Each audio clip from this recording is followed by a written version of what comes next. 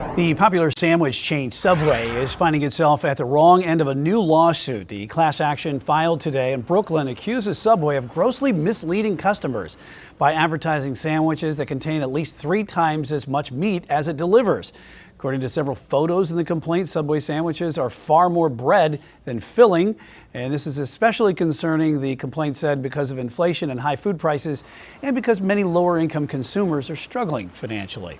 Let's go ahead and bring in Chief Legal Analyst Khalif Rhodes. And there's a lot to talk about. When you talking about the meat in the sandwiches versus maybe a lot of shredded lettuces on top of it. Let me start with this. You said on the wrong end of a lawsuit. There's no right or wrong end of a lawsuit. Any type of lawsuit is just Spoken bad. like a good lawyer, right? It is. I mean, it's good for the lawyers, but the person going through it is a process. If you even have a good claim, it's going to be hard because you're going through depositions, interrogatories, a lot of just process that is hard on a person. And so by all means, any of these lawsuits, if they can make it past the first couple days of it being a complaint, they're in good standing. And so this is going to be the hardest part of this complaint. You've seen these type of lawsuits in the past.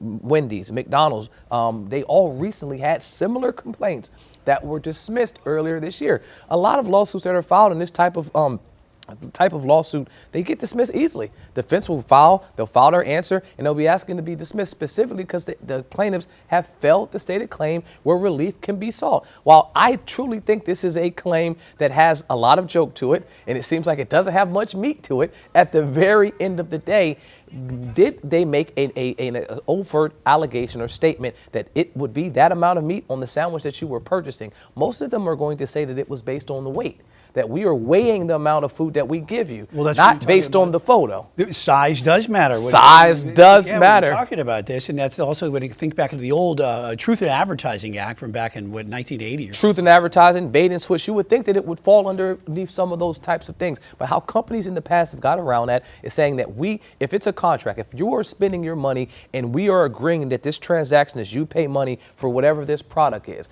at no point in our agreement did I say you're paying money for what you saw on the advertisement. You're paying money for a sandwich, and we're saying that it was 4 ounces or 6 ounces, or if it was a 12-foot sandwich, that's what you're agreeing to buy. Sometimes it's 11 inches, and they've argued about that in the past as well. These types of complaints come down to what you actually were agreeing to. Now, were you brought into the facility? Did you come into the store because you saw the advertisement and it looked like it was just unlimited meat pouring down on that sandwich? Most of the time, that's what happened. But I don't think those types of claims make it past the initial response of saying, listen, that wasn't our agreement. Well, what about if this does, if anything, it kind of sends the message to these companies that may be or may not be bringing all the meat, so to speak. I can say it is definitely sending a message. It's getting people talking about it. And what I can also tell you is that if you can state that, listen, somewhere along the lines that this was not just false advertising, but I was enticed to do this. One of the things they talk about in this complaint, it's 200% less than what they show in the advertisement. So those are eye-raising numbers. That is I remember looking at some of these types of complaints when I was in law school, and they say, well, they talked about, 20% more in advertisement. But these numbers are getting higher and higher. And so